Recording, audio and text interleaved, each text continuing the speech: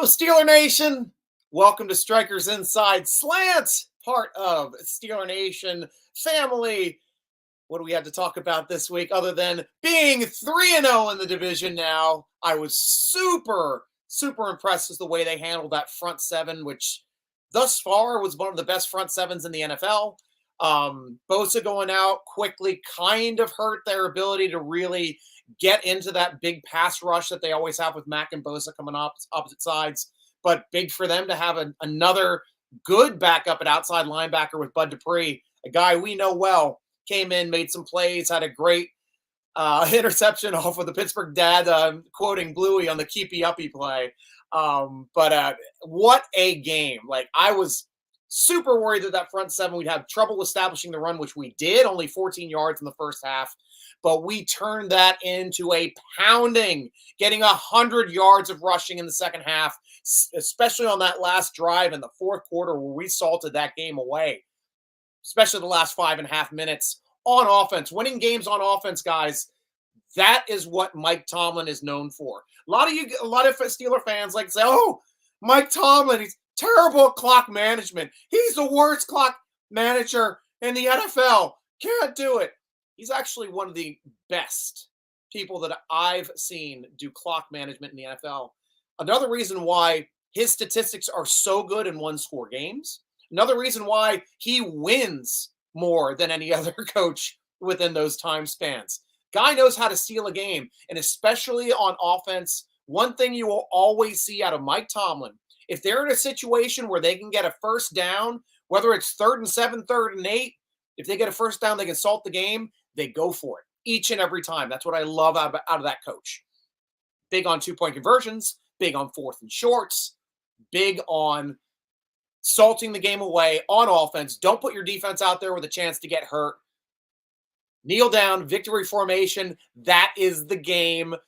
Obviously, guys, this is your show. You know, questions, comments, bring them over from YouTube, bring them over from Facebook. That's the only place I see them.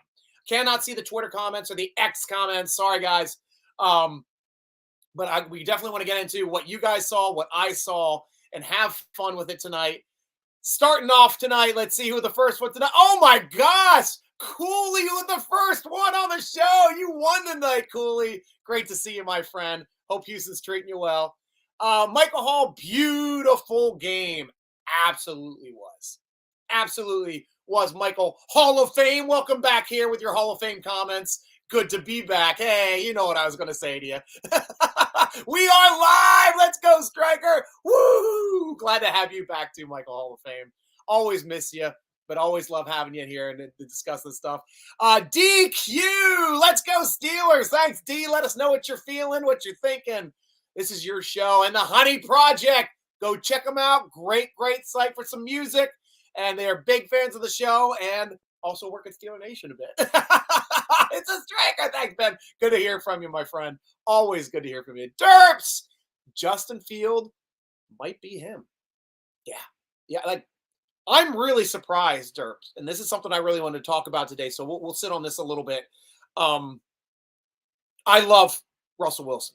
Absolutely, we love Russell Wilson. Remember the show 3 years ago, we were talking about which free agent I wanted more than anybody else in that year. I'm like, Russell Wilson, hands down. I want that guy. Or 2 years ago. And we ended up not getting him. Denver got him, paid huge money to him, and got put on the shelf. And what they do, they dumped him, and we got him for nothing. Nothing, league minimum. Thought for sure he was going to be the guy. You know, right now he's just too banged up to really compete, to see what he is. I mean, I love his pedigree, but I also love what I'm seeing out of progression from Justin Fields in just these 3 short weeks. He's getting better every week. He's throwing tougher and tougher shots each week. Even like 2 of the incomplete passes that he threw on Sunday were probably 2 of the best balls I've ever seen out of a quarterback. Those are like those quarterbacks where you always saw like Favre throwing it in that window between 3 guys, or Young doing it, even Ben to an extent. But he was laser pointing that football in spots where only his guy could get to him. The one was his first incomplete pass which was on a 3rd down to Pickens, put it right in his hands. And he was catching the ball away from his body. He should have had it. That should have been a catch. The defender was not close enough to make a play on the ball. He was catching the ball away from his body. He did get contact, but he should have hung on to that ball. That was a perfectly placed ball. The other one being the one between 2 defenders diving for it for a low ball on the ground that only Pat Freiermuth could get to. That was a beautiful ball placement play, as well as the one there at the end of the game to Patterson, Cordell Patterson. He threw in a spot right at his ankles. Only he could get to it. Bam. And also the way he stuck the window for the big catch and run touchdown to Miles Austin. Kind of back shouldered him a little bit to hit the window, make sure it was between the players. Anywhere, if it was thrown in stride, that ball's tipped, knocked down, not a touchdown. Like, I don't know if he's intentionally doing it, but if you're breaking it down as an instance, these are things that, like, I was just completely floored and surprised to see. Now, let's talk a little bit about his statistics. Now being, in the league now for his, fourth year. It's his 4th year in the league. He had spent 3 in Chicago, 3 wins already. That's his 30% of his wins of his career. He has 10 wins in 3 seasons with Chicago. Now he already has 3 in 3 games. Couple things that stuck out to me about his statistics from Chicago fields to Pittsburgh fields. Chicago fields, right around 60% completion percentage. 58.9, 60.4, 61.4. 60% quarterback. Fairly standard in the NFL. Through 3 games with the Pittsburgh Steelers, 73.3%. He's nearly completing 3 out of 4 passes.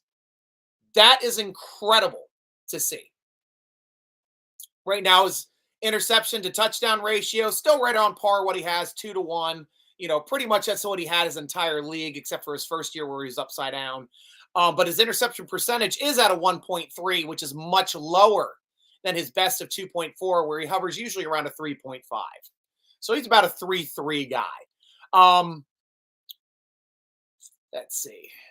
Well, success percentage is a 43.2, which is above his 38%, which is usually about in his previous 3 years. So he's getting better at that. Yards per attempt, he's spot on what he is. He's a 6.9 guy. Same thing, yards per catch is actually down. He's around 11.6, I'd say, over career with Chicago. Now he's at a 9.4, 2 yards back. Hopefully he gets that up a bit, but his rating through the roof, 95.3. Averaging kind of in like the mid to high, low 80s, about 83%. He was terrible his first year, 73%, or 73 rating, went up to an 85.2, then an 86.3. Now he's at a 95.3. He has gone up every year. That is progression that you want to see out of a quarterback, but this is a night and day difference now out of this guy. Only taken 6 sacks so far on the season as well. I think he's on pace now to have career numbers for being sacked the least amount of times in his for a season if he keeps continuing this trend. He's getting the ball out quickly. He's not looking to run right away. He's going through his progressions and he's hitting the open guys. He's checking down when he has to check down. Like I thought I was at the game. It was tougher for us to see where I sit in the stadium, how pinpoint his passing was until I went through and rewatched on Monday to see where he was putting the ball in passing windows. Like, he's just not trying to throw to a guy. He's throwing to a guy and hitting spots, throwing to guys. That's when we're going to start incorporating the back shoulder throws. That's when he's going to start throwing receivers open because they're covered and he can hit to the opposite side. Like, this kind of stuff is going to be fun to watch his progression if it continues to go. So thanks for bringing that up, Derps. We'll talk a bit more about Fields, I'm sure, as the show progresses. But really happy to see him come on. And now I'm starting to get to the point where, like, this might be our guy. I knew he was going to be our quarterback. I was like, this guy's got to be the quarterback of the future. I'm surprised we didn't give him the 50-year option just to tie him in for next season so that we can utilize him and be the ones to give him a contract. But make no mistake, If he has a career year this year, Steelers go deep in the playoffs, he's going to want to come back. Steelers are going to have the right to be able to sign that guy before he ever hits free agency, somewhere between, January or somewhere between February and the start of free agency in March. You better damn believe he will sign and be a Steeler. Moving on. What's that contract going to look like? How successful are we? Yet to be seen. But I think he's really respectful and loves the situation that he's in now, as opposed to being forced to be the guy and being the reason why they win and lose in Chicago, having all that pressure on his back. Now being in Pittsburgh, where we have great special teams, we have an elite defense, good players around him. I'd say we have skill everywhere except for the wide receiver room outside of George Pickens. Good to see Miller step up. Good to see Austin step up. We need those guys to step up because Van Jefferson was not getting it done. He's not getting it done. So nice to see the situation he's in, and we know next season we're going to be getting this guy a receiver. We're getting him a receiver. We're getting him an X. And it kind of screwed us. You know, we had the trade-off, our DJ for their DJ in Carolina. Their DJ is doing great playing opposite of Porter. I love Trice too, but now that he's on IR, really can't get him out there in a full set yet. Great to have Pierre back. As we saw, Pierre got to do some defensive snaps too when Jackson got hurt after Trice went down on that opening kickoff. Lots to talk about today. My gosh, I'm just freaking out about everything. All right. Back on task. What do you guys have to say? Second half looked very sexy, a lot better than the first half. Well, jeez, Michael Hall. When you hold them to -5 yards total in the second half, you're going to win those games. And we did. They're not going to score unless we turn the ball over. And they didn't. We did turn the ball over once, but they didn't do anything with it because they couldn't get yardage. Watt sustained pressure. Hayward's best game thus far. Okunjobi didn't get rated well, but he had good push a couple plays. Same thing with Benton. Highsmith got in there for some push because Herbig coming in for him, getting 2 sacks. Telling you guys, I got the nickname for the new outside linebacker crew. Got to watch out for the Badger brothers, the 2 boys on the outside from Wisconsin, coming through, knocking down those balls. Boom! Forcing fumbles. It's going to be fun to watch. If they're going to try to single cover Herbig coming in off the other side with Watt being double covered on his side, look out because he's going to throw balls on the ground. I think Herbig's first step, he's quicker on his first step than Highsmith. Highsmith's a stronger player and a bigger player. Herbig's got the quick twitch. He's got that TJ Watt quick twitch. And if he starts reading snaps the way Watt's reading snaps, where they're standing up as the ball's being snapped, look the F out. Quarterbacks are going to go down under 2 seconds. You can't even get a timing rhythm attack if you have guys coming in that quick. That's what I'm looking forward to. The first starting game in Indianapolis with the Badger brothers going up against the Colts. Looking forward to seeing that tremendously in this game. That's it, Robert. -5 yards of offense in the second half. Wow. Yeah. That's something. And they even had Heineke had a 20-yard play on third down. And they still ended up with -5 yards. Why? Because we sacked them 5 times. 5 sacks in the second half. Pushed them backwards 5 plays. And a bunch of TFLs too in the running game. And a couple of short passes were tackled behind the yard line too. Defense is elite. I've been saying it. If this defense is healthy, we're a top 3 defense. Right now, we're a number 1 defense. Right now, we're starting to talk about special defenses. We're starting to talk about 85 Bears. We can start talking about 2000 Baltimore Ravens. We can start talking about 70s and aughts Steelers. This defense is going to be up there because not only are they good at the starting positions, they're deep. Highsmith goes down, you got another world rocker coming in off the bench. It's like now we've got great depth all over the place. Got KZ, we got picked up a freaking Edmonds too for depth at safety at 2 spots. Killebrew doesn't have to play defense. He can still be out there blocking punts. That's fine with us. Inside linebacker got rebuilt. Great guys coming in off of there with Wilson, Peyton Wilson, looks like he's going to be a world beater. Landon Roberts and Queen holding down the fort and being better than what we were last year. Holcomb's on IR. He's going to be coming off sometime. Still have Robinson. Dirty Red will probably be coming back off IR sometime. It's a deep, deep crew, and they are way better than they were. That's a rebuilt room, and they did a hell of a job rebuilding that room. Good depth on the offensive line. You got Adams at no tackle, backing up Benton. You got freaking Loudermilk and Leal, who are making good plays in their spot duties. Now we're talking about Leal coming in for making some outside linebacker depth now, as opposed because Moon's still on IR as well. We can't get him back till after the Colts game. So fingers crossed getting Moon back. He was making some plays in the preseason for us as well. But not only do I love this defense, I love the depth at this defense. And hopefully this can be a defense that's special for years to come. Michael Hall cleaned up all the penalties. Yeah, they did. Our only problem last game was illegal formation. That was really it. So much better job for Joey Porter grabbing lower. Hopefully change the colors of the gloves to match his opponent's jerseys. Very helpful, very smart techniques for defensive players. Yeah, what else were the big penalty? We didn't get any big personal fouls. Holding game was much better from the offensive line this game, even though we had a lot of newer guys rotating in with, say Amalu's still banged up. Also with, Broderick Jones had a rebound game. He pancaked Bosa out of his hip again. First play of the game. Bosa's out of the game.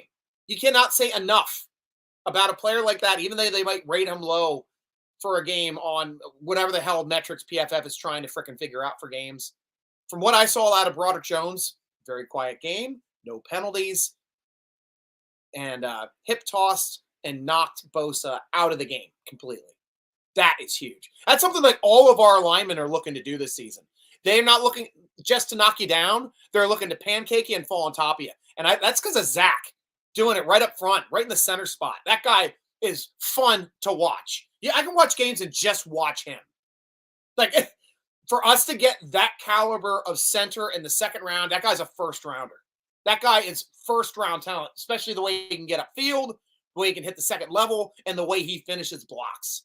Love me some Zach Frazier on this team. And we are lucky as a team and a franchise that takes center as seriously as we do.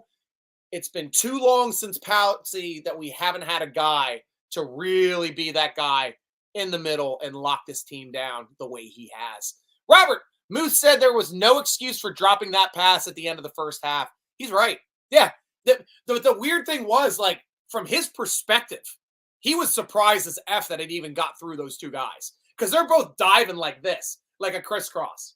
And the ball came right through and under it as they're coming across. So he was kind of surprised because the ball got through it. So he sees the guys there, and you could tell he was surprised the way it hit him because his hands weren't in the ready position. It was kind of stabbing out. And he's like, oh, there it was. So he's right.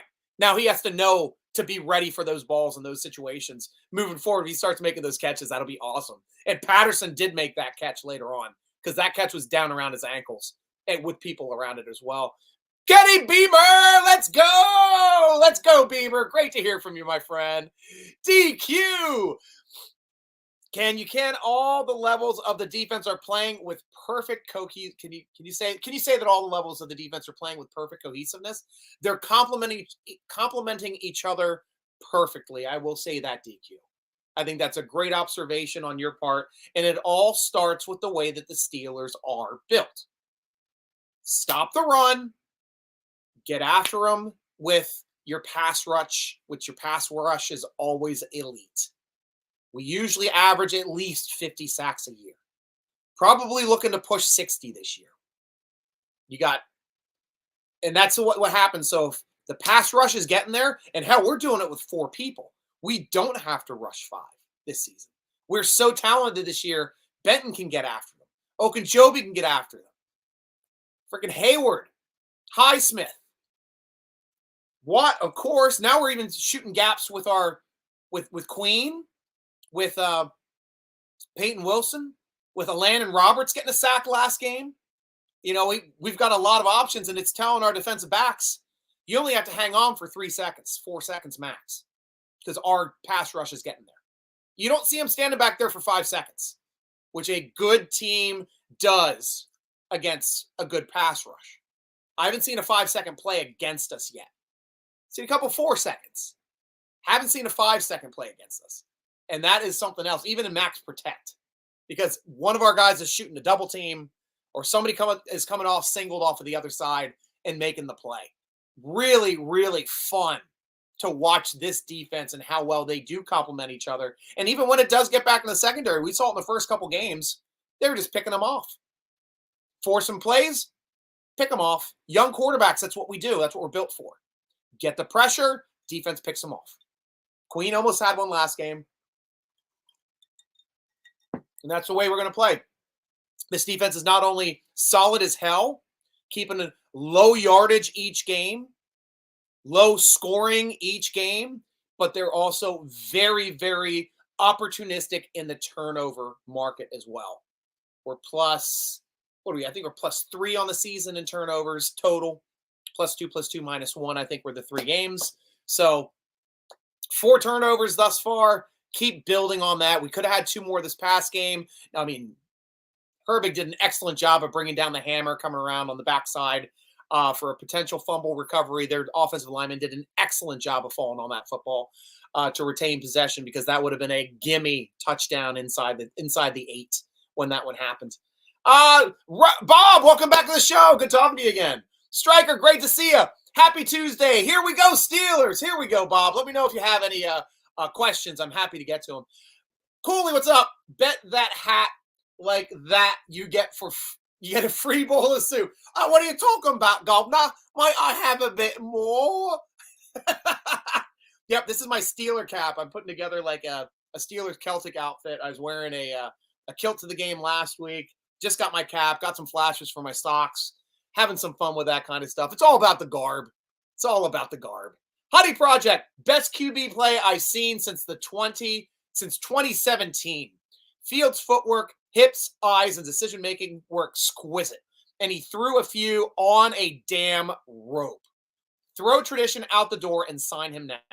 That's the one thing too, like the biggest takeaway that I'm pulling from here, like you're right, 100% right across everything. But the one thing I really want to take a point out, I don't think I've ever seen anybody throw the ball as far and as deep down the field on a line that this guy does. Ben was a big arcer down the field. That's why, I thought he generally would underthrow balls to people that were running deep, wide open. They'd have to come back for his deep balls. This guy, it's on a line, and it's way lower trajectory. The one that got called back 2 weeks ago on the sideline to George Pickens. It was like 40, 50 yards down the field. George just went like this. It was like right over his shoulder. It was like it was a 20-yard play by a quarterback throwing a freaking rocket. Guy throws lasers, pinpoint accuracy. I can't wait till they start really hitting in games, because now you could tell he was getting comfortable. He's getting more relaxed in this system. This is his system now too. Because really, Russell Wilson cannot run that RPO. The way he got his touchdown with the RPO to Warren, skating right around him, walking in untouched, that is strictly a Justin Fields play. And if we want to be that kind of RPO team, which is the way that Spencer Anderson builds his offenses, that is the quarterback we need to have running it. And now he's doing it with confidence. Terps, I may be getting ahead of myself, but I feel like this defense is the most dominant defense we've had in recent years. And they seem motivated as a team. And they better be, because now we're in the end of Hayward's days. Watt's never seen a playoff win. This is time where the defense is we know how to win. Let's get the offense to complement us. Offense is getting better. We're scoring more and more every week. Now we're going to learn how to hopefully get over 20 points. We would have had 27 points if it was a longer game. We did the right thing. I will always kneel down in that situation to salt the clock. Don't want to get anybody else injured on an extra play. Don't want the defense to have to go back out there on the field and defend these long plays down the field get a soft tissue injury, get banged up. Salt it. You salt the team, and victory formation on offense is always the best way to win a game. Always. Because you don't get hurt in victory formation. Michael, I'm glad Fields offset that interception and then turned into a CA3 55-yarder touchdown. You're right. That's a good point too. Way to come back from that interception to make that big of a play. And I actually want to see on here too quickly if it occurred like immediately after that point. So I know we're on here. I just have to find the game here quickly. This is like the only thing I didn't bring up before the show, and I was trying to get it done as the countdown timer was going. Didn't get there quick enough. But stats-wise, punt, touchdown, interception. We got the field goal right after, next drive after. That was the 30-yard field goal, drove all the way down the field, and then the next drive was the touchdown. And then the next drive, we salted the game away, 5 minutes to salt the game away at the 1 yard line. At the 1 yard line. That's still got 65 yards on that drive. And it was all runs. They knew we were running. They had one of the best front sevens in the league, period. And they couldn't stop the run. You know, as well they were stopping the run earlier, the Steelers forced their will on that team. We kept chipping away, and then the floodgates came open. Time of possession slanted all the way to the Steelers in the second half. And that was the game. That was the absolute game. Kenny, hate that we lost Alex, but did you see how excited TJ was when Nick got that sack? Yes. The Badger brothers, they're always going to be excited when another Wisconsin Badger is doing well. And you cannot believe how excited Nick Herbig is to be playing with all-world outside linebacker TJ Watt. He said it when he got drafted. I mean, to learn from that guy, insane. And I still, for the life of me, Steeler Nation, cannot believe that guy went in like the 4th round seeing his tape. His tape was as good or better than TJ Watt's tape. TJ Watt went in the 1st round. He was that good for the Badgers as well. And everyone's like, well, TJ only did it 1 year. We don't know if he's going to be anything. Drops all the way down to us. Dallas passes on him. Boom. Rest is history. And now we've got his Badger brother playing opposite of him. Root for the Badger brothers this week. Badger boys, Badger brothers, I'm fine with that. I want to see those boys out there getting some honey with those sacks and forced fumbles. Gord, welcome to the show. Do you think that what Khan has done rebuilding the offensive line and defensive line has brought back the Steelers' physical persona? That's something Colbert ignored for years. Colbert was more of a skill. He liked to go out and get those skill player guys. Flashy guys. The guys could make plays. We have not only rebuilt the offensive line and the defensive line in the Khan era, we've also rebuilt, in my opinion, 2 rooms completely from stem to stern. Like, we didn't have to completely rebuild the defensive line. We have Hayward in there still as a monster. We have on the offensive line, we saw Daniels. I think Daniels was still brought in under Colbert because he's been with the team for 3 years now, and we've only had Khan for 2. But I like all the new blood he's bringing in through the draft, like Jones, Frazier, and our other outside tackle that just got Troy, that just got hurt. Those 3 guys are better than anybody we drafted and the recent one. Though you cannot fault what Moore's doing on the left side. We just can't knock him out of that spot because he's so damn solid. And he had another good game against Mac. Guy can play, man. The guy is a player. So, can't hurt that. But the 2 rooms completely gutted and rebuilt. One was our inside linebacker room. That was our biggest weakness on our team 3 years ago. Absolute biggest weakness on our team. Everybody left, only brought back Robinson. And then we did bring back the one guy later on when we got all those injuries last year, but it got completely rebuilt in 1 year. And he came in and played a couple games. Man, I'm forgetting his name. He's the first guy we brought in from Jacksonville, played inside linebacker the way too. You guys remember it. I know you get back to it. And he ended up playing well for us when he came back off the couch. But I mean, completely rebuilt that room and the quarterback room. All three of our quarterbacks from last year, gone. And we're better at quarterback this year than we were. Bill Belichick just said on the Pat McAfee show, Pittsburgh Steelers might have the best quarterback room in the NFL. As he says, mumbling every word he's ever said. But he's right. We got two franchise quarterbacks sitting in the quarterback room. Any team would love that, especially the way that Fields is playing now. When he's going above and beyond my expectations, Justin Fields. But I do also like how we are more physical on the offensive side of the ball. No more of this finesse blocking bullshit. No more of this zone blocking crap. Hit the guy in front of you, exert your will. That's the type of blocking I like to see in the NFL. And as Pittsburgh Steelers fans, Gord, it's what we all like to see, my friend. Great comment. Robert, Corey Trice back on IR for at least 4 weeks now. And this is my stating for IR. I love IR now. IR isn't like, oh no, they're gone for half the season.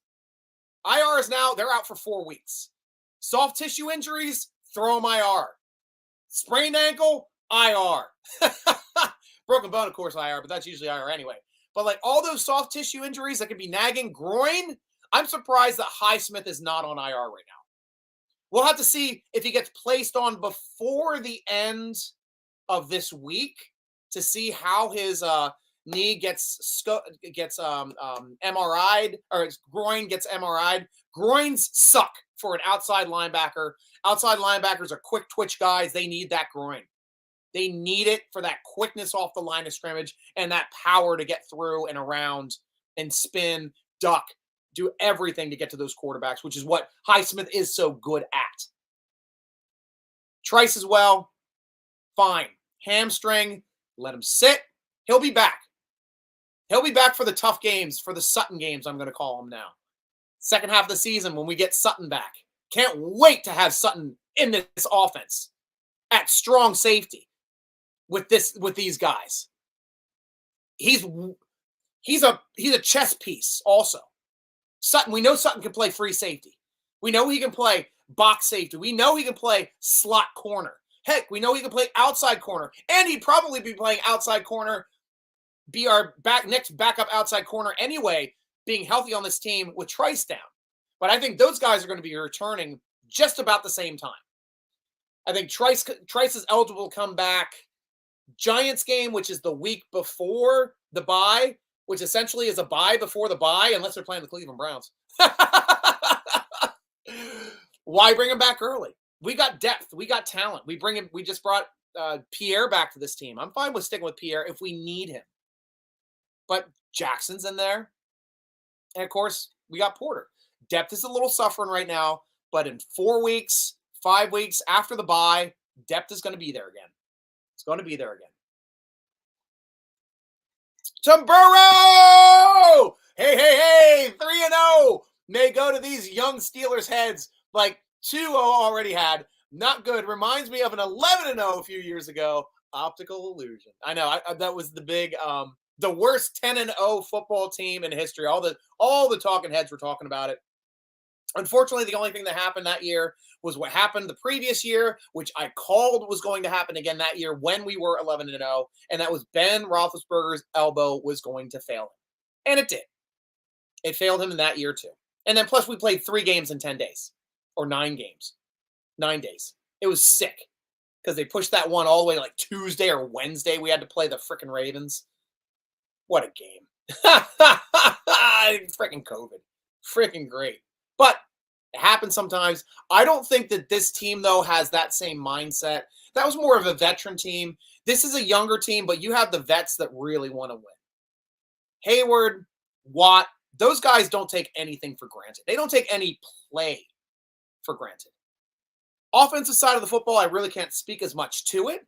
we have not been in a situation where we've been that winning team yet with this group of guys, especially playoff-wise, which we all know we have some consternation about the playoff record. This is a team that I think can win playoff games. And at that point, I don't think that they're going to be taking games off. There's going to be situations where a team you play is going to play up for you. We're seeing that against where teams playing Cincinnati. We're seeing that for teams playing against the Ravens. Teams are playing well against those teams. Steeler Nation would be jumping off one of the 200 bridges if we dropped the game early to the Patriots. If we dropped the game early to the Raiders. Oh, play down the competition. Oh, Tomlin's terrible. Always playing down the competition. Now, what happens? Sometimes a team full of athletes gets up and they play a great game, error-free, and make the plays. It's professional football. And it's going to happen against us this year, too. We're going to play against teams that are going to start playing well against us, but it's difficult, too, with this defense. This defense is sick house. This is a special team. I'm really enjoying this team this year. Torn! Tree! Poopy teams. Oh, the ones we played? Let's see. Atlanta Falcons. Everybody says they're a crappy team. Kirk Cousins, one of the best quarterbacks consistently in the league, not named Brady, not named Mahomes. Consistently, great quarterback. What did he do the week after? We shut him down, went to Philadelphia, beat the Eagles in Philadelphia. Did we play week 2? Crap, I forget. Denver Broncos. What'd they do last week? Those Denver Broncos. Didn't they just beat the crap out of a team last week? Got to see who that was. Where's my score sheet? Here's my score sheet. Just going back here quickly to just see the score of the Denver Broncos game. You know, a bad team that ran up 26 points in Tampa Bay against a then undefeated Buccaneers team who was looking all world with Baker Mayfield being the new media darling. Good quarterback. It might just be, and I was telling my friend that's a Philadelphia fan, it just might be this defense makes it look easy the way we're winning games. Because other teams are having trouble beating those teams. And we just beat a 2-0 team that has an amazing front seven and good secondary. And was the league's leading rushing team. J.K. Dobbins was having, 150 yards a game? 2 straight games until he ran into the Steelers' brick wall? I think it's because our defense is playing a little bit better, buddy. And just starting enjoying it. Because I love watching defense. That's my favorite thing to watch anyway, watching Steelers games. Michael Hall, TJ, half sack away from 100. Second youngest behind Reggie White. Perfectly said. Reggie White was sick house. TJ Watt only peers Reggie White. That's something else, isn't it? And they could have given it to him on that Hayward sack. They could have split the sack between the two people, but you will see 2 people that will never complain about who they give the sacks to, and that is TJ Watt and Hayward if the 2 of them are in there on the sack. Dark Storm, welcome back to the show. It's been a while. Fields played well, but that was only for 1 game out of 3. I hope he becomes great, but he's far from proven, and he's a long-term answer just yet. True. He did have a good game. That's why I said, Baker Mayfield, 2 great games starting off with Tampa Bay. Media darling. Going up against an 0-2 team. Should have destroyed them. Got their butts kicked by Bo Nix at home. We don't know what this team's going to be yet. I mean, I like the progression that we have. I like this team at least has an identity. For last 3 years, what was our identity other than throw the ball short and try to run the ball so you only had to defend us within 5 yards of the line of scrimmage? That was infuriating to watch as a Steeler fan. Under Fiechner and under the other guy, too, that I just don't want to remember his name.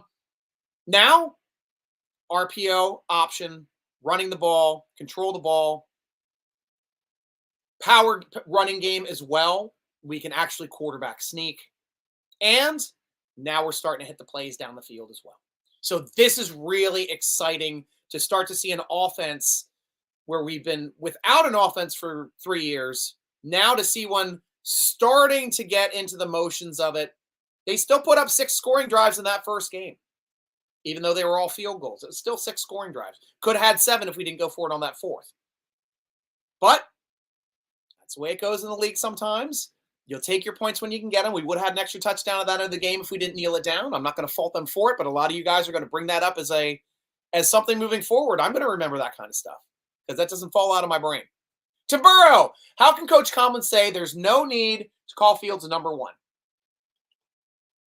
Now, even though all of the seeds and then all the preseason, going in the regular season, he had the need to call Russell Wilson number 1. Well, now you're arguing out of both sides of your head because now you're upset that Russell Wilson wasn't the backup quarterback when they're still leaving him as the third team inactive emergency quarterback. I think it's a smart motivational coaching play. I think Tomlin has figured out the right buttons to push with Fields. Fields, you're not the starter. Russell Wilson's the starter. He's the vet. We're going with him. Now Fields start coming in. Got to win. Russell Wilson's still the starter. Fields coming in, get a second win. Both on the road. Doing well, kid. Not the starter. 3 wins in a row. Getting better each game. Sorry, kid. Still not the starter. I think he's lit a fire under Fields that we are all getting to enjoy and see as Steeler fans. And I like it. I think it's a good strategy. He's a smart coach. He knows different players need different types of coaching. Fields is a competitor. Fields wants. He's already said it. You've already heard Fields in the first week of the season, in the interview. He wants to be the starter for the Steelers. He wants to be the guy for the Steelers. That's his fire. So he has to go out and show Coach Dad, hey, look, I can play good. You remember the way Emperor Chaz handled Terry Bradshaw? That's tough love. That's even tougher than this. We loved ourselves some Emperor Chaz. We're all both old enough to remember those years. But man, don't start harping on Tomlin when he's doing something similar to get motivation out of a younger guy to try to make him better. I think I like this approach. I'll politely disagree with that assessment. Dime from the 859. Like that name, buddy. Our defense looked phenomenal. How do you feel about our potential new receiver? I liked what I saw out of Miller. I was really surprised to see how quick he was in his route run and getting in and out of his checks. Did a great job of breaking the one tackle and then continuing for a big play. Also, sky has been the limit for Miles Austin. And I have been hard on Miles Austin. Because he got injured right out of the gate. He essentially redshirted his first year, had a big play for a touchdown early in the season with Kenny Pickett. It was his biggest play of the year. Big catch and run touchdown on a deeper throw. This one showing he's got the catch and run ability to get open. My problem with Austin was his route running.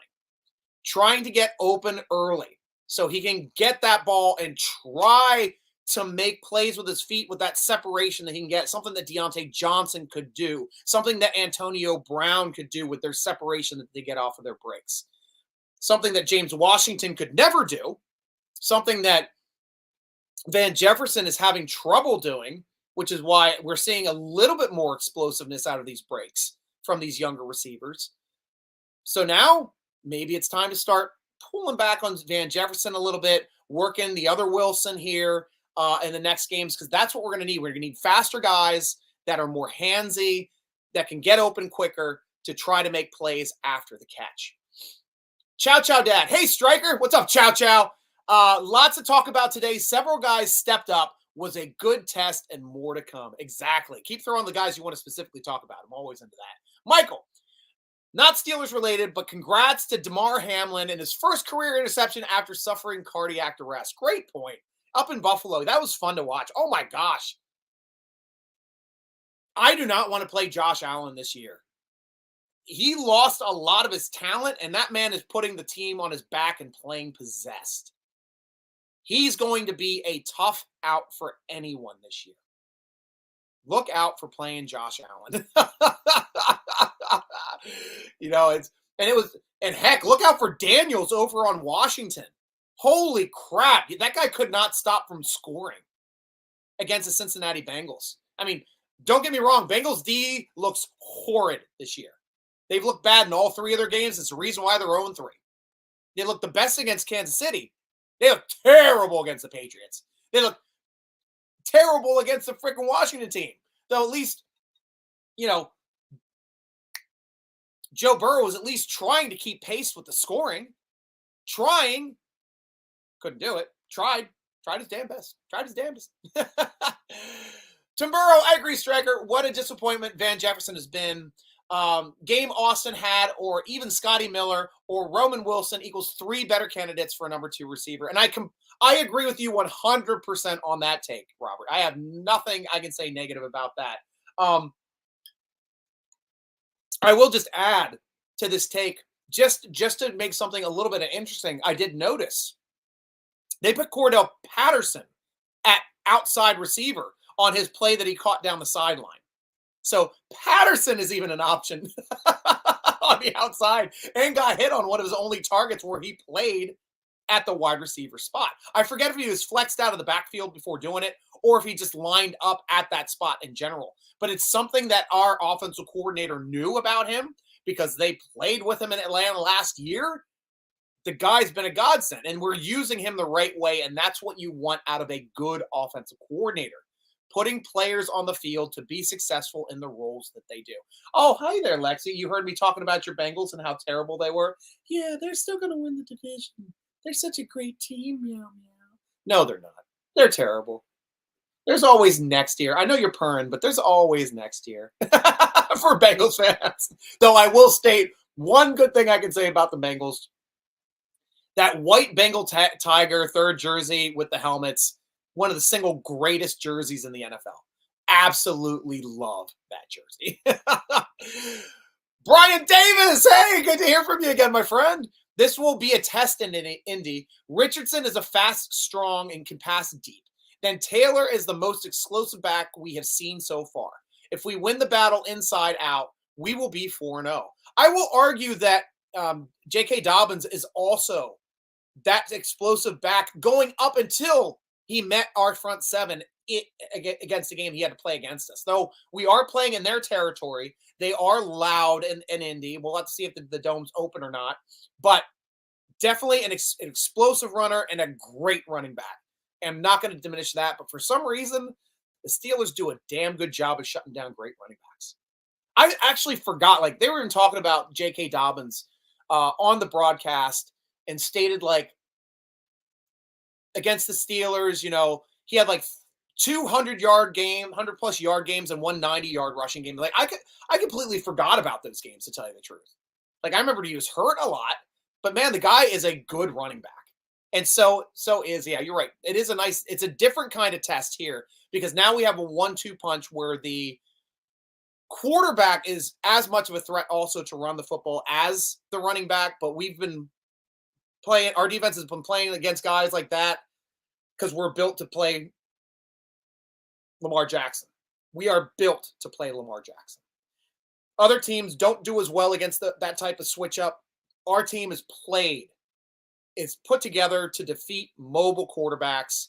We have mobile, fast linebackers, corners, strong, gappy defensive linemen.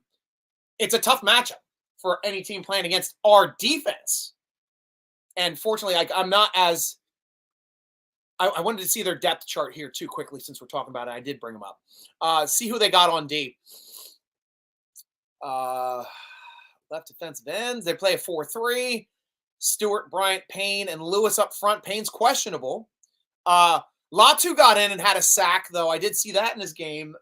He was the first defensive player taken in the draft, and I think he was taken around pick 20. That was like the deepest I've ever seen a defensive player taken in the draft. Heck of a player. And we'll have to see what he can do and be smart about him. Alubi Franklin and speed there at inside linebackers. Womack, Blackman, Cross, Jones, and Moore as their secondary. There isn't a guy really that jumps off the page there as being a world beater defensive player.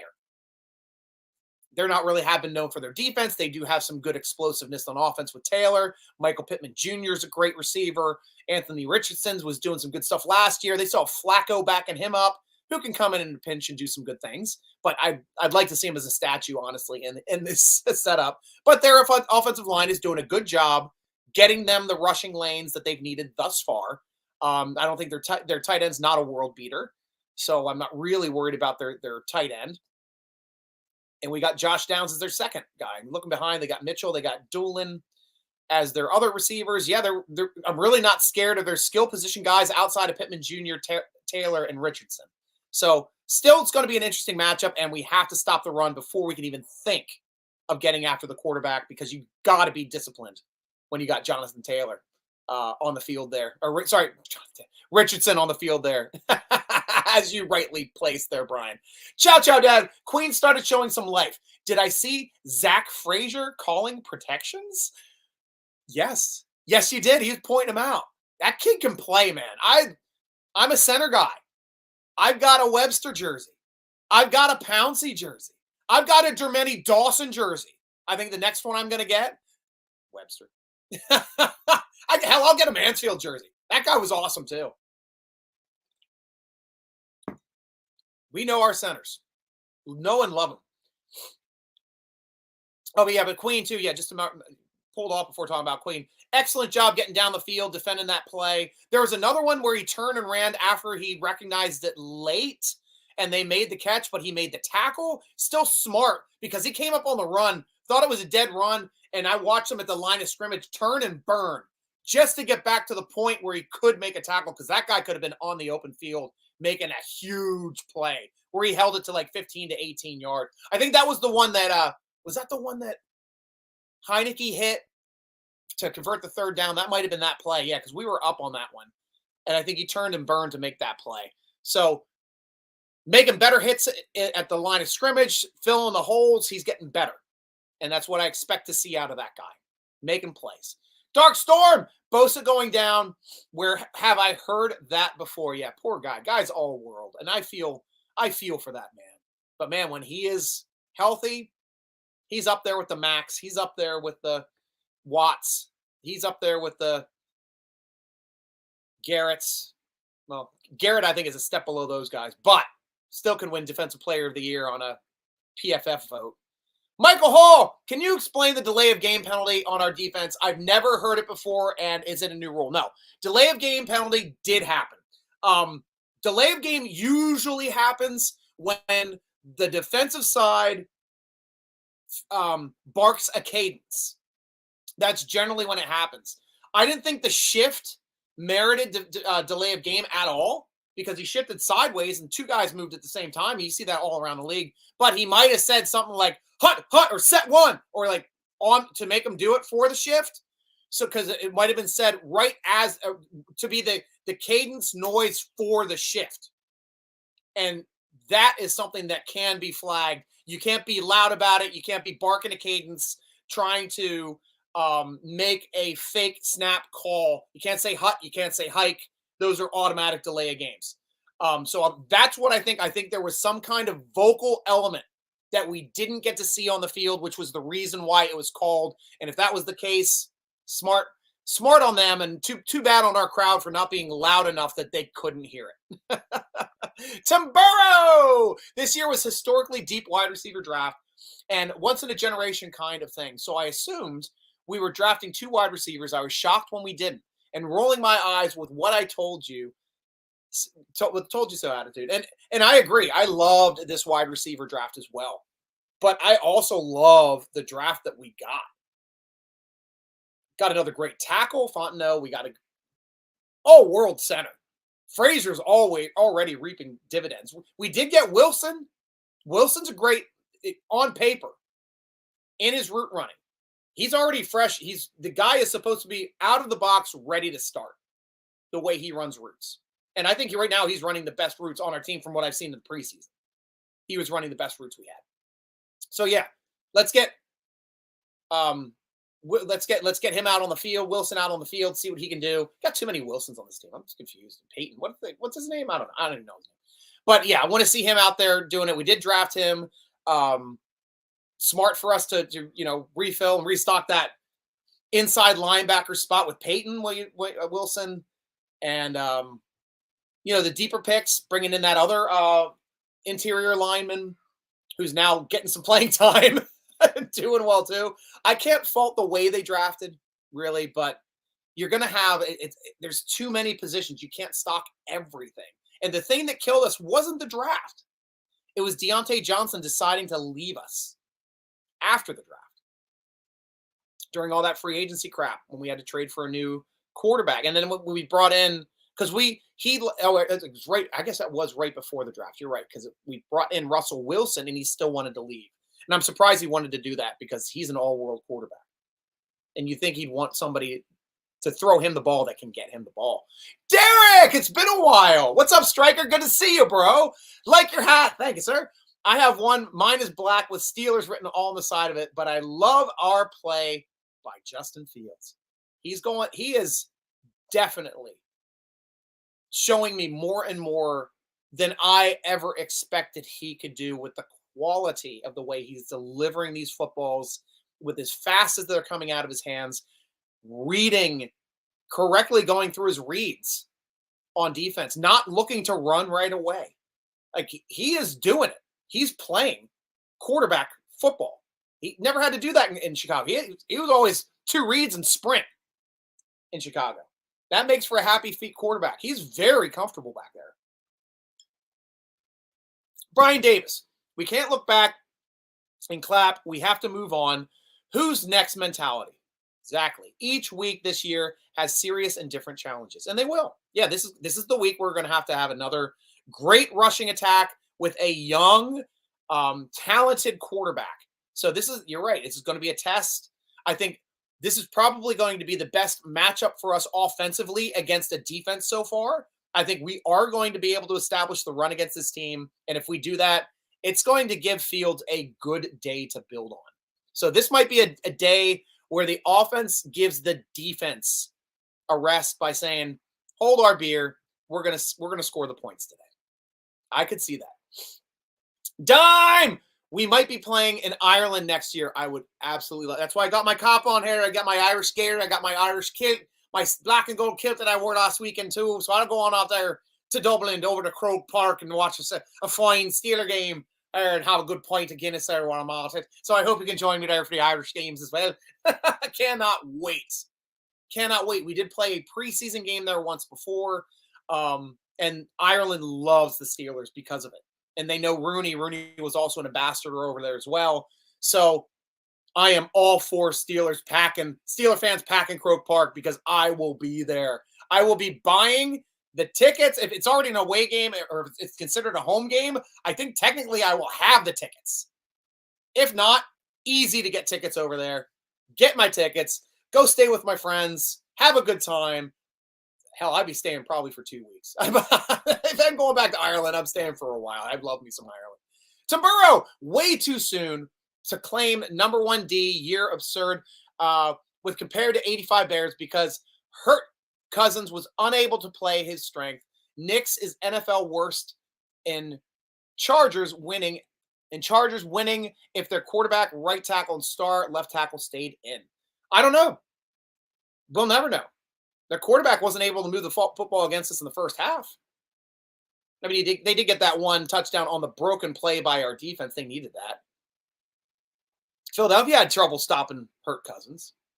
Philadelphia is an all-world NFC championship type game team. Knicks was able to, go through and win his game last week against Tampa Bay, 2-0 Tampa Bay with a lovely, Baker Mayfield, media darling. Telling you, this defense is good. I'm not saying they are yet. I'm saying it's time to start thinking about it. I didn't say they are the 85 Bears. I'm not a guy that deals in absolutes week 4. But I won't be surprised if they start putting up numbers like the 08, 2010 Steelers, 76. Right now they're like online with 76 Steelers. That was the one that where they're shutting out teams. They were winning with a quarterback that couldn't throw, who went 6-0 as a rookie, Krushek. He couldn't throw. They just handed the ball off. But it's nice when you have Franco Harris and Frenchie Fuqua and Rocky Blyer, but Man, that defense won them all their games. Really did. But still nice to start being able to talk about a team. Maybe they're going to be this team that gets a lot of turnovers, lots of sacks, lots of forced fumbles. Cannot wait. I'm just excited to watch them. And I know I told you this was the formula that they have. Stop the run, get after the quarterback. Defensive backs only have to defend for 4 seconds. That's winning football. That is not only winning football, it's dangerous football. When you've got a secondary that is this good at reading footballs in the air, and you got your front seven that is that good about putting footballs and quarterbacks on the ground. Everything is coming together. We stay healthy. It could be special. Could be special. Marcus Parker, welcome to the show. Bro, you look like Aaron Rodgers. Well, I hope I look like him, but better. I know he's starting to get, I did see the gray in Aaron Rodgers' beard. And I was like, oh, he's starting to get the salt and pepper there like me now. Yeah, it just lets you know that I could still play NFL quarterback if I had to. Robert C. Chargers were not winning that game. Not at all. The Steelers completely shut down their rushing attack. We broke Harbaugh at his own game of Harbaugh ball, which is the way that they do. Establish the run, control the clock, keep it close, play hard defense. And they did have hard defense, but we broke their defense. We broke Harbaugh's defense, which I will still say one of the best front sevens in this league. We broke it. This offense is going to be good. They're just still trying to put it together. This is a better offense than I've seen for the past 3 seasons at the way that they're progressing and they're starting to build. Good team. Really good team. Farmer Bailey, how you doing? Herbig is so underrated. Then he just proved everybody what's up. This is one guy that saw his game film and said even before he started playing preseason game that this guy's going to make plays. This guy was a steal, an absolute steal. I said on the draft show. I do the draft shows as well. And he is. I said last year, I'm like, how long are you going to keep this guy off the field with Highsmith in front of him? And they gave Highsmith a huge contract. Contract's basically his entire career.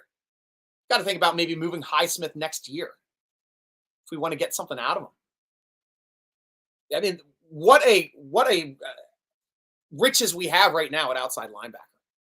But I really like the makeup of this kid. I do too. I'm with you. Dawn! If Warren misses significant time, we should bring back Deshaun Edwards. That's a good point.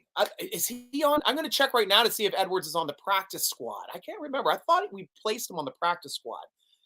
Let me see the running backs that are currently on our practice squad. All right. Running backs. Aaron Shampkin we pulled into there, and Jonathan Ward was the other guy that we had in preseason. Yeah, but I wouldn't be against bringing him back as well. That's a good point. We'll have to see what they decide on. Tamburo, Steeler best when considered underdogs with chip on their shoulder. Worrying when players get cocky and fool themselves like they are now. Wish we had a head coach who would make an attitude adjustment with their cockiness. Tell me where you're seeing that, please. I don't see it. Brian Davis, I've been the most impressed with Dante Jackson. 26 has been lights out, shutting everything down. And when he has to step up and tackle, he brings the boom. Excellent point, because Steelers love cornerbacks that can tackle. That was the big knock on Joey Porter coming out of Penn State. Now he's starting to fly through and make tackles in the backfield. Hell, Jackson almost made a 5-yard lost tackle in the backfield. He just missed the guy when he launched himself in the backfield on that one play. But yeah, he's making right plays. He's doing the right things. Good dude. He was a great pickup. Tim Burrow, Steelers lone all-captain, and Tomlin wants to make number one. Milt Wilson has to start a game so we can see if he's worthy of a number one or not. Can't take that whether he's better than Fields if we keep him on the bench. We're going to have to find out if there's an opportunity to put him in. Number one, we got to see if there's a week where he is full practice, all 3 practices. If there is, that means you got to start talking about who is going to be the starter. And from the way Tomlin was talking about in the press conference today, I don't think he's expecting Russell Wilson to be a full participant all 3 days this week as well. So how does Richardson hold up against this defense? Let's check it out. Richardson thus far, killing it. 500 yards in 3 games with 3 touchdowns. Doing pretty good. He has 6 interceptions? Holy crap. Am I looking at that right? That's going to be tough. If he already has 6 interceptions and he's going up against this D, we might have a lot of extra possessions this week. That's the thing that's going to be the toughest for them with what I see right now out of his first 3 games, and they haven't seen the Steelers' defense yet. That's going to be interesting. Chimburo, if we stay with Fields unless he's injured or has less than a pretty good game he's had, then maybe sticking with a pretty good quarterback and missing out on a great quarterback. Put Wilson in and tear the Band-Aid off. And that's a good point as well. I can't argue against that point. That was the way I definitely felt going into the season. I'm like, yeah, you're kind of going to stay in here and be the quarterback of our future, learn as much as you can. You know, I can't fault Fields for getting better every week and doing well. But yeah, that's going to have to be a conversation that we talk about once Wilson is 100% healthy. But I do like the way that it's framed there in that sense. Chimburo, getting pushed back to saying Fields need to be replaced with Wilson for a game, but it's to Fields' advantage because if Wilson isn't much better, then should we switch back to Fields? All pressure on Wilson. I don't know. I don't think there's all pressure on any quarterback, no matter who it's going to be in the system, because we've got the great defense. We've got that rushing attack that we're establishing. I think it's a great situation just for any quarterback really to be in right now. And look at Wilson right now. Like, this is the first instance. I wrote this over at the Steeler Nation football forum, SteelerNation.com. Join the football forum. It's super awesome over there, guys. Do it. But this is the first situation where Russell Wilson hasn't had to be the guy, hasn't had to force himself back from injury to come and play games like he did in Denver, like he did in Seattle. He had to force to play hurt, and he did well in those games, but he was never 100%. This is a neat situation for him. He's got all the support of the coaching staff. He's got all the support of the ownership. He's got all the support of the front office, and he's got all the support of his teammates who called him a captain, named him a captain. He's still out there at coin toss in front of every game. This guy has everything he needs to be successful in a system that he does not have to be the guy. And now if Fields playing this well, that's less pressure, I think, on Wilson. So it's an interesting situation, and one that we've never really had since like the 70s, when you're like, are we going to go with, are we going with Terry Bradshaw or are we going with Gilliam? Both of those guys were pretty good back then.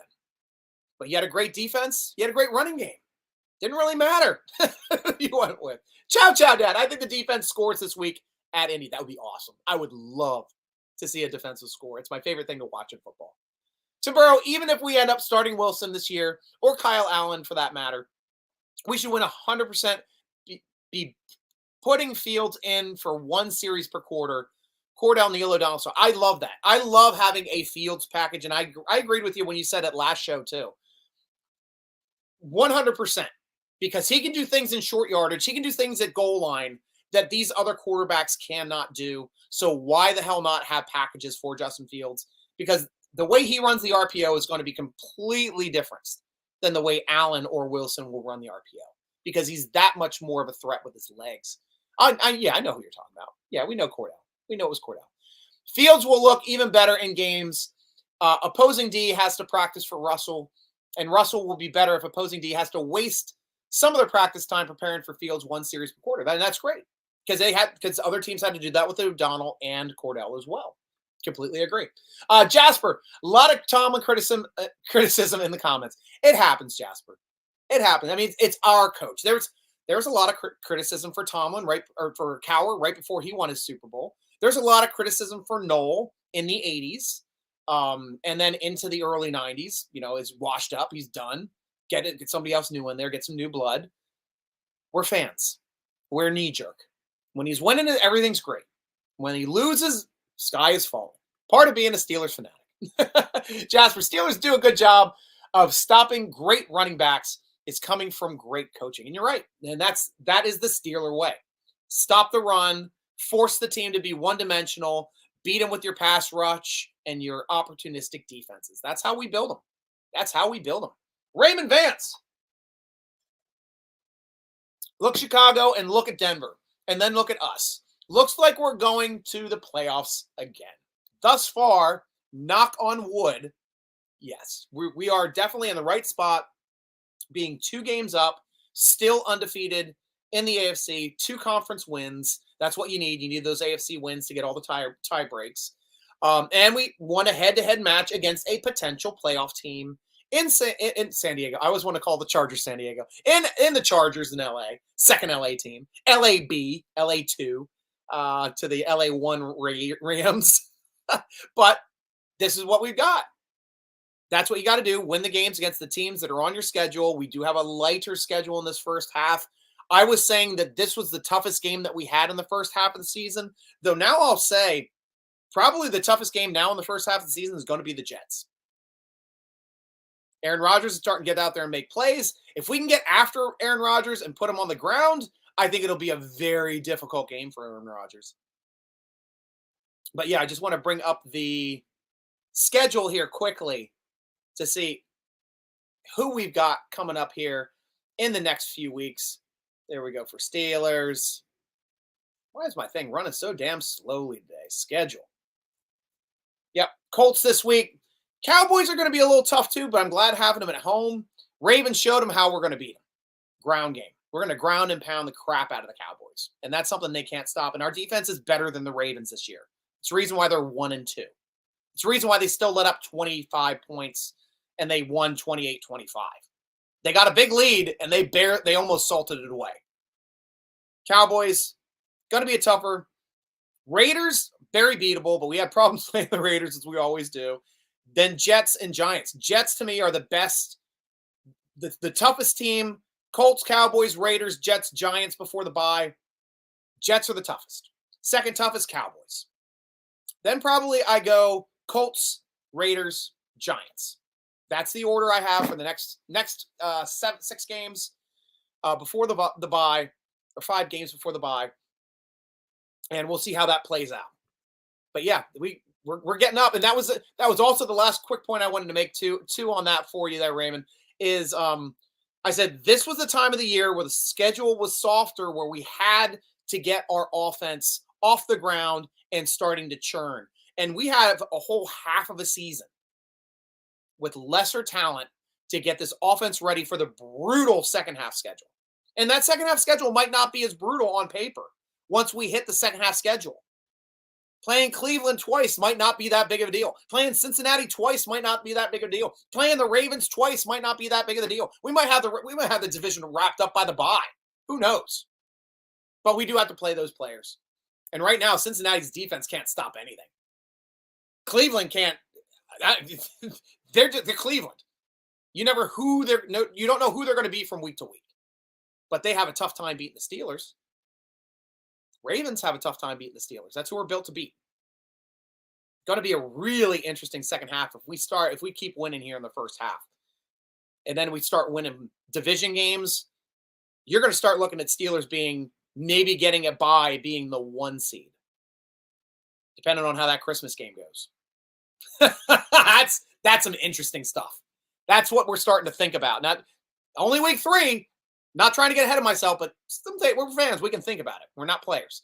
Rick, it's great time to be a Steeler fan. Everybody should be as excited for the cap space we have going into next season as well. We are set up nicely. 14 mil under the cap, Rick. That rollover, bigger than any rollover we've ever had. We've always been like 1 to 3 mil in a season. That's all we've had for cap space. This is the biggest cap space we've had, which is going to completely counteract our dead cap space, which is going to give us way more money than we normally would have for a season. Absolutely great point, Rick. Love that. And great seeing you again, Rick. Dreadlock 99, Tiger. How you doing, Tiger? Good to see you again. Say that after Ravens and Derrick Henry at Jasper. Well, it's going to be tough going up against both of them. We got a little much smaller setup right now going up against Richardson and Taylor, but it'll give us a good warm-up for it. Michael Hall, I'm heading out, boss. Good to see you again. Hope to see you more. Bring that said, take care. Go Steelers. Guys, Tuesdays, 8 o'clock. I know I'm running late today, but we have so much to talk about, and we're having good conversation. It's tough for me to leave when we're having good conversation. But yeah, tell your friends, mark your calendars, Tuesdays, 8 p.m. Strikers Inside Slant. We'll talk about all the kind of stuff that people don't normally talk about because Steeler fans, we talk a different way. I have a creative mind and I see things a little differently than most announcers. And plus, I've only got it pointed at the Steelers as opposed to the entire league. But there's a lot we can see. Yes, Stryker Cordell is a lot more than just a special teams guy. Arthur Smith always loved him, incorporated him in the O. Looks best catching running backs and better H-back than Connor Hayward. Yeah, I can agree with that for this season. Jasper, they stopped him plenty when he was in Tennessee. Yeah, right. We did a good job stopping in Tennessee. Tennessee ain't got the intensity as the Ravens. I like the conversation you guys are having. I think we split the series with the Ravens in usual fashion.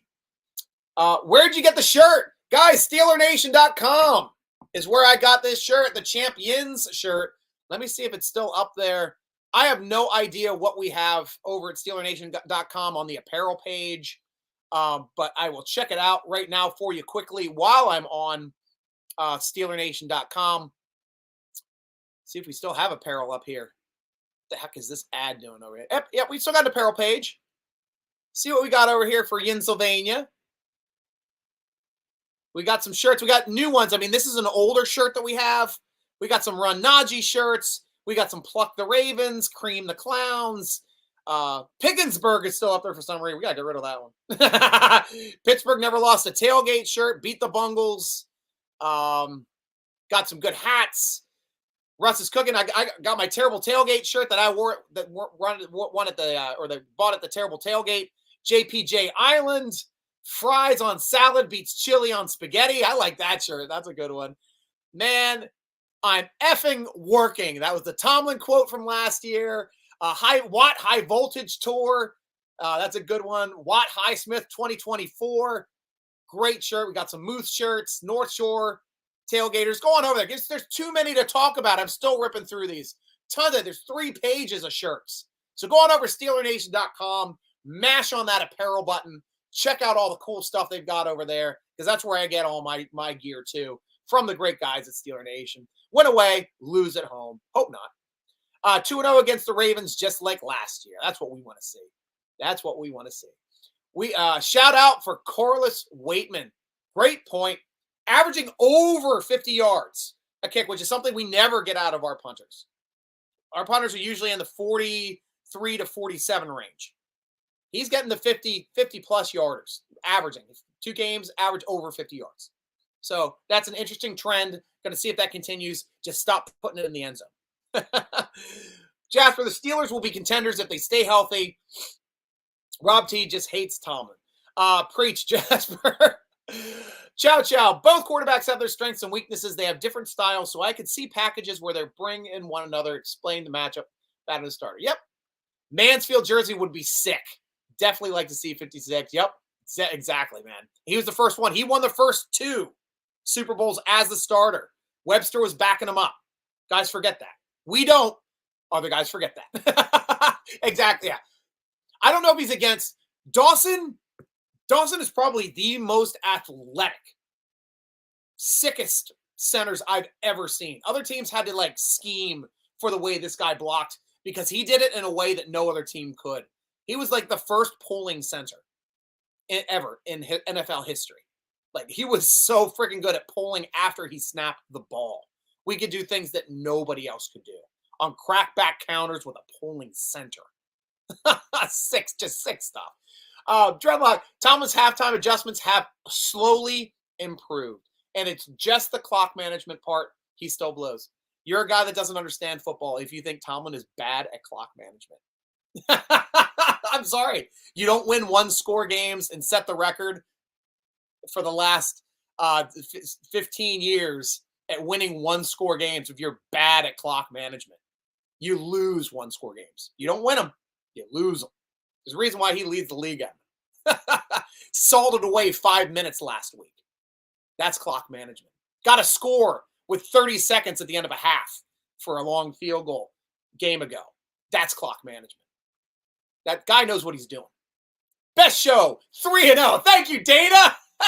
Tell your friends. Make sure to follow me at SN Stryker on my platforms. I know on Twitter I put out that when I do my stuff. But if you guys want to try to figure me out, I know I'm on Instagram. I never check it. I got to start putting stuff up, and I will. I got some good I've got some good game shots. I'm going to start throwing. I'll show you my kilt and stuff from last game that I wore for that my good Irish setup. But I just got my hat just late for that game, so I was wearing my black and gold fedora instead. But yeah, check me out at Stryker on the Tickety Talks. Follow me on the Instagrams, on the X, to get those numbers up. So hopefully I can start doing live shows over there too on TikTok. I'd like to do that. Thanks, guys. Jasper Stryker, I'm here because Rob invited me from our text chain. That's awesome, Jasper. Welcome. And I'm glad you're here. I'm glad you're here. Jens Pickens, do you think we should start Russell Wilson soon? I don't know, Jens. Like from week 1, week 2, I was like, yeah. Now after week 3 to see and really break down what Fields was able to do with those tight windows and putting those balls on a line exactly where he wanted them. Now I'm starting to say I want to see a little bit more out of Fields. This is that high ceiling guy from Ohio State that we saw in college. I want to see what he can do, and he's a champion, so I want to see him. The Bolts into his. The Bolts into his. Yes. Scared the upcoming score of the upcoming game in a prediction, Dana.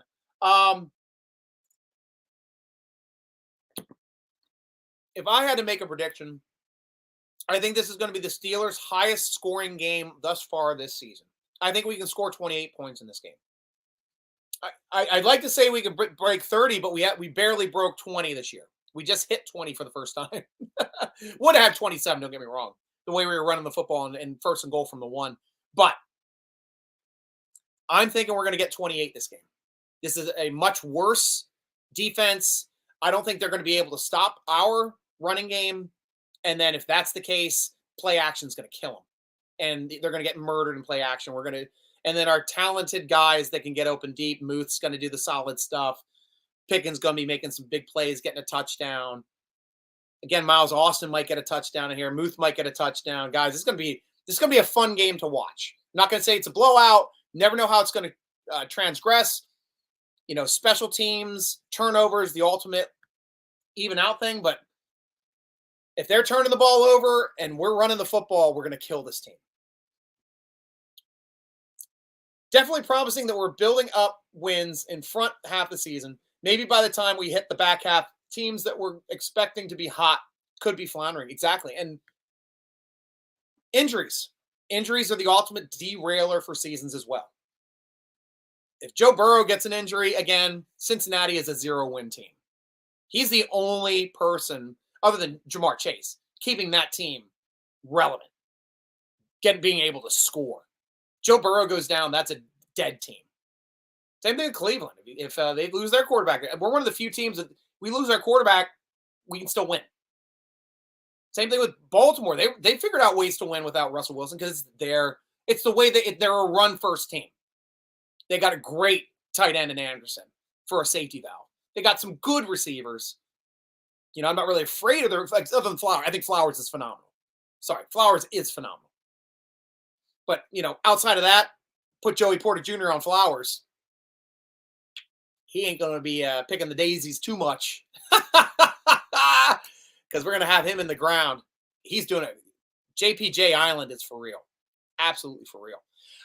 Robert, Kirk Cousins is a run and draw quarterback. His injury prevented him from playing that style. Here in Oregon, we know how great Herbert can be when fully healthy. So I love the Steelers too, but don't be so cocky. And I understand that too. Also, I have something at least to get on your point and your side as a devil's advocate for your argument. There is no such thing. I'm an injury guy. I studied injuries. I was an athletic trainer, and we used to watch football injuries as part of my stuff in college. But there is no such thing as a minor high ankle sprain. I'll repeat that. There's no such thing as a minor high ankle sprain. It depletes. It's a debilitating injury, and it takes 4 to 6 weeks to fully recover from. He tweaked it again in this game. He's not going to be good at all against KC. He was already a statue for us, but he was getting the ball out quickly. That's what he's trying to do, but he did not have the oomph behind it. He wasn't completing those deep balls, and he's having trouble doing it. So that was a factor as well, too. Yeah, Stryker, I think Fields is a steal and will be a good quarterback. Thus far, in our system, so far, so damn good. Ciao, ciao. Since we're living in fantasy world, how fun would it be to sweep the Harbaughs? Not only do we have a chance of going 3-0 against the Hardballs this season, we've got a shot of going 5-0 against the Hardballs this season if we have to play both of them in the playoffs. That would be the type of sweep I'd love to see, a 5-0 sweep on Hardballs. Jasper, you're seeing Tomlin coaching Rob T, and he gone have another winning season and good playoff run. Yeah, I think this is the year we're going to start winning in the playoffs. I really do, especially if we have a bye that get us to the second round without having to win one. That would be awesome. Get to the divisional round. Let's not even play wild card round. We're having such trouble getting through wild card round. We might as well just rest ourselves to it. Tyga, start the season. I gave the Steelers 6 wins total. Now I give them 6 losses total. That's big. 11-6. That's a good season. That's a playoff season. I'll take that. I will take that, Dreadlock. I like the way you're saying it. Ian, tough to see Fontenot and Highsmith go down. Hope they recover well. They'll be fine. Like, right now, I'm not as worried with Highsmith's injury. The groin, I thought, would place him on IR because that's like a 4-week injury anyway. It's just an annoying and nagging soft tissue injury on a tough spot of the body. Took me a month to recover from my groin when I play hockey goalie. When I pulled my groin, and it took me a full month before I could really play hockey again. I still forced myself to play a couple games, and then I took a couple games off. But it took me a full month to really recover from my groin. And I'd expect, if it's kind of like that kind of tweak for Highsmith, he's going to be out for maybe 2 weeks. But we'll have to see. We'll have to see where it lies and how his progression goes with the way if he's limited or if he's full participant in practices. But he'll definitely, if he's early on, he's going to be limited no matter what, because that's the way Tomlin is. He never forces anybody to play full practices if they're banged up. Timburo, Highsmith and Najee were 2 contract extensions that never happened. So at this point with Herbig, I think we should still sign Highsmith. What do you think? Always injuries to outside linebacker, need all 3. Did you miss that we signed Highsmith to a second contract? You missed that. We signed Highsmith to a second contract. He's one of the highest paid people on the roster. So we already signed him. Not a big deal. The Najee one, I was just really surprised, Robert, about them not franchise tagging Najee. I thought the franchise tag was a no-brainer for a 1,000-yard, 3-time 1,000-yard running back who is a great team influence, great locker room guy, great team leader, great mindset to go with his tough guy mentality, running the football, runs angry. I thought it was a no-brainer to 5th-year option the guy. Really, I did. Because as we've done with the 5th-year option players that we've had with TJ Watt and with Fitzpatrick previously, we gave them both new contracts instead of them playing on their 5th year. So they were both like, we're not going to play under our 5th-year option, but give us a new contract. And they did. They were soft holdouts. Watt held out a couple practices and then came in and did the rest of training camp. But was stating, he held their hold-ins. That's right. He showed up to every training camp practice, but did not practice. That's what there was a hold-in. He's like, I'm here. I'm going to do this. Let's get this contract done. And of course, it was the smartest freaking contract ever. You do not get back up the Brinks truck for TJ Watt. Same thing with Fitzy. And we got those guys done. So Najee, though, I was surprised they did not give him this 5th-year option. And I think they would have probably forced him to play because the way it kind of works out for a running back is if you got a first-string running back, you have them for their first 4 years, you 5th-year option them, and then you have franchise tag number 1 and franchise tag number 2. So you can wrap up a great running back for essentially 7 years if they're a first-rounder. And it not the nicest way to do it, but it's one of the cheapest ways to maintain and bring somebody in that can do that. That sweep would be awesome. Absolutely. Trade Wilson for Tua. I don't want Tua. I'll tell you who I do want off of that roster, though, Dana. I'll take Waddle. We've been talking about that, doing a hypothetical trade scenario. If they really want Russell Wilson, with them and their contracts, the way everything is, to have he's the cheapest quarterback they can find with the talent that he's given. He's minimum contract. because Denver's paying him $38 million. Minimum contract. They get him for peanuts, and they need that rollover for next year. So this is really their only situation. And if they are desperate enough and they really want to win, they might be throwing in a first rounder and Waddle, or multiple picks, and we do some pick trading. But I want Waddle. I want to get that possession receiver on the other side. That's a lockdown possession guy that's always open. That's the only thing this offense is missing, and we'll have to see if Wilson becomes that guy. Robert, on my Steelers text chain out here in Portland, one of the couple Pittsburgh guys, Dreadlocks, Tigger, Tim, Jasper, awesome, thinks Wilson will be put in for the Cowboys game because he won't be ready this week. This would be a good game to put Wilson in, to tell you the truth.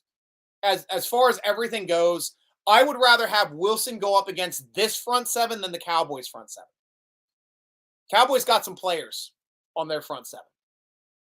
This would be a good one to kind of like bring him in and ease him in, but we'll have to see how he's practicing. Is he full practice, limited practice? This is kind of a hypothetical situation right now. We can argue either way before the practice participation starts happening, but I don't anticipate Wilson being a full participant even this week. Jose, we just got to keep playing strong, like have our defensive have been immaculate on offense, or getting a lot better and a lot stronger. And we just keep playing. As soon as we have been holding onto the ball, making no turnovers, we'll do this. And that's it. Error-free football, strong defense, control the clock, run the football. That's winning football, and that's why Tomlin does it so well, and that's why he doesn't have a losing record yet. That's right. Standard is a standard, baby. 3-0. That's it, Derek. You tell him, Derek. You know how the show works. Jasper. And I think Wilson will start unless Fields bombs and Tomlin has no chance but to switch them. Yeah, it's an interesting conversation now. And I was with you too, Jasper. I was on the start Wilson bandwagon until this past game. Now I'm on the ride Fields till he dies. See what he can do. See if he's going to still continue to progress as he's done these past 3 games. I think trade Wilson for a number 2 receiver and a draft pick. Yep, we were thinking the same way. And you obviously typed that before I spoke about it. Hey, Joel, the NFL wisdom is you have to have 2 starting quarterbacks, and then you have no starting quarterback. Steelers disproving that, or will we understand why that's a jeweled wisdom by the end of this year? It usually is that situation when you have an incumbent starter that's already within your system, and then you either have this young up-and-comer that's trying to get that wants to be on the field. That's generally the dynamic that's the worst. But these are 2 guys that are new that we brought in. One's a younger guy who was the franchise for Chicago. The other's an older guy that was the franchise for Seattle and had a layover in Denver. But kind of a different situation because they are in Tomlin's world. They don't have to be in their world for the quarterback competition, where they're building upon their own preconceived notions. They came into a completely different situation, a completely different offensive coordinator that's now building a new offense that is unlike anything they've really had to play with in the past. A running ball control RPO offense. This is a fun aspect for these guys that had to be the guys throwing the football.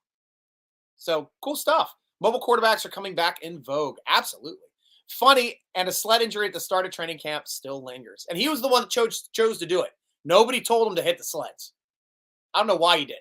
Stryker Jasper is one of the Pittsburgh guys from my Steelers. Yep, you already said that. Yep. Shane, he's Tiger Tim's cousin. Awesome. And Tiger, yep. Tim has also jumped on with you in the past because I remember Tiger as well because I definitely know. I know you, Tiger. I've seen you on shows last year, my friend. Always good to see you, Tiger. Glad I found the show again. Oh, awesome. Amidus, I don't know what that means. But I'm glad to have you back here, too. Jasper is Dreadlocks Tiger Tim's cousin, and I'm always here for text arguments about Tomlin, just like you. Icebreaker, so Jasper is one of yours. That's fine.